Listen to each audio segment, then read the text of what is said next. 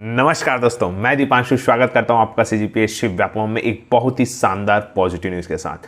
जी हां दोस्तों, सप्ताह का पहला दिन है और आप सभी के लिए एक बहुत ही शानदार खबर निकल के आ रही है। जी हां दोस्तों, जैसा कि आप लोगों ने वीडियो का टाइटल पढ़ लिया होगा, हम बिना किसी तरीके की वीडियो को स्टार्ट करते हैं। जिन्होंने इस चैनल को सब्सक्राइब नहीं किया, जल्दी से जाएं सब्सक्राइब करें।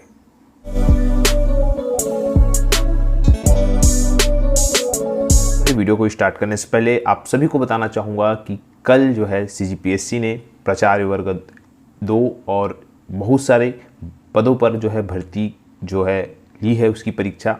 इसके लिए आप देखेंगे कि जो प्राचार्य वाला पद है उसमें लगभग 5000 लोगों ने बैठा है और बाकी भर्तियों में भी जो उत्साह है अभ्यर्थियों का रहा है। परीक्षा में उत्साह दिखा है अभ्यर्थियों का, खासकर इतनी गर्मी में, प्रचंड गर्मी में भी अभ्यर्थी आए और बहुत ही अच्छे तरीके से परीक्षा संपन्न हुई। फिलहाल देखिए, यहाँ पे 400 पदों पर जो व्यापम के सब इंजीनियर की भर्ती हुई है उसमें मात्र 20,000 आवेदन आए हुए हैं। तो यहाँ पे देखिए, अच्छी बात यह है कि आप लोगों के पास कंपटीशन कम है, क्योंकि यहाँ पे सिर्फ आप छत्तीसगढ़ के लोगों से ही कंपटीशन में जो है आपको करना है। बाकी जैसा कि अगर आप असिस्टेंट इंजीनियर की वैकेंसी देखेंगे तो उसमें दूसरे राज्य के लोग, बच्चे भी आ जाते हैं। तो ये अच्छा है कि व्यापम जो उप अभियंता की 400 पद निकाला उसमें आपको सिर्फ छत्तीसगढ़ का टारगेट करना है। छत्तीसगढ़ के अभ्यर्थियों से ही आपका कंपटीशन है। तो आप बढ़िया अच्छे से तैयारी करिएगा और मात्र 8 तारीख को, मतलब आपके पास अब 6 दिन है, अच्छे से आप पेपर दिलाइएगा। रही बात अब बहुत ही महत्वपूर्ण, जैसा कि आप लोगों ने कल जो कैबिनेट मीटिंग हुआ उसका आप सभी ने देखा होगा, पढ़ा होगा, परंतु उस सब में आप लोगों के लिए एक खबर थी। आप लोगों ने बहुत ही महत्वपूर्ण है आप सभी के लिए वो खबर, आपके स्क्रीन पे शो हो रहा होगा। यहाँ पे ये बताया गया कि जो अमीन है, जो डिग्रीधारी है, डिप्लोमा वाले हैं, उनको उप अभियंता जो विद्युत यांत्रिकी या सिविल में प्रमोशन हुआ। तो ये अच्छी बात इसलिए है क्योंकि इनका जब प्रमोशन होगा तो पद खाली होंगे। और मैंने आपको करीबन 8 से 9 महीने पहले बताया ही है कि अमीन के पदों की भर्तियां होंगी। इसके लिए देखिए, यहाँ पे आप सभी जानते हैं कि राज्य शासन किसानों के प्रति अति संवेदनशील है। किसान हो या अन्य मजदूर हो, बहुत सारे लोगों के प्रति संवेदनशील है, परंतु किसानों के प्रति अति संवेदनशील है। और ये जो अमीन पटवारी है, ये बाकायदा नहरों के प्रति जो है रूट लेवल पे काम करते हैं। अब आप सभी जान रहे हैं कि अभी गर्मी का समय है और कहीं ना कहीं आप देखेंगे कि नहरों से हमारे किसान भाइयों को बहुत फायदा हुआ है।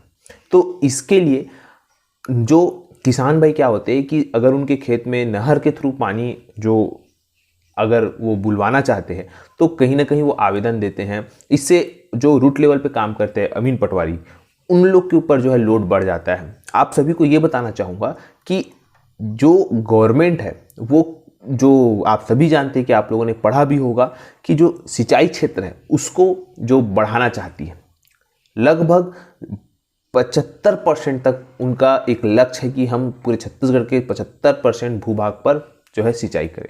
तो इसके लिए कहीं ना कहीं आप लोगों ने देखा होगा कि जल संसाधन विभाग में ही उप अभियंता के 400 पदों पर भर्ती हो रही है। इसके साथ साथ आप देखेंगे कि जल संसाधन विभाग में, जैसा कि आपके स्क्रीन पर शो हो रहा होगा, यहां पे बताया गया कि 735 पद टोटल अमीन पटवारी के हैं। 735 पद में अगर आप लोगों ने देखा कि कार्यरत पदों की जो संख्या है वो है 515।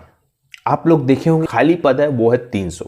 अब आपको बताना चाहूंगा, ये स्थिति है 2020 की, आज है 2022 और आपको बताना चाहूंगा कि इसमें जब प्रमोशन होगा साथ में कुछ रिटायरमेंट होंगे, ऐसा करके देखा जाए तो टोटल 100 पोस्ट और खाली हो जाएंगे। तो लगभग 400 पद और खाली हो जाएंगे। तो यहाँ पे जो विभागों में बातें चल रही है और भी बहुत सारी चीज़ें जो विभाग में चल रही है, जल संसाधन विभाग में, वो यही है कि जो अमीन पटवारी की भर्ती है, लगभग 150 से 200 पदों पर जो है अमीन पटवारी की भर्ती इस बार देखने को मिलेगी। ये आप लोगों के लिए अच्छा संकेत है कि विभाग में ऐसी चर्चाएं चल रही है। अब यहाँ पे ये भर्ती कब आएगी और यहाँ पे ये कितने पदों पर आएगी, इसका पूरा डिपेंड वित्त विभाग के ऊपर डिपेंड करता है, क्योंकि वित्त विभाग सभी स्ट्रीम वालों के लिए कार्य कर रहा है। तो याद रखिएगा, बेरोजगारों के लिए एक सुनहरा अवसर है।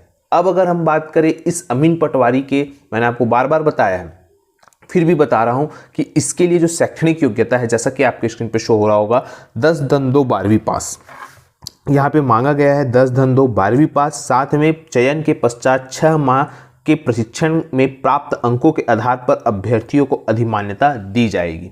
यहाँ पे क्लियर इसका जो है योग्यता है।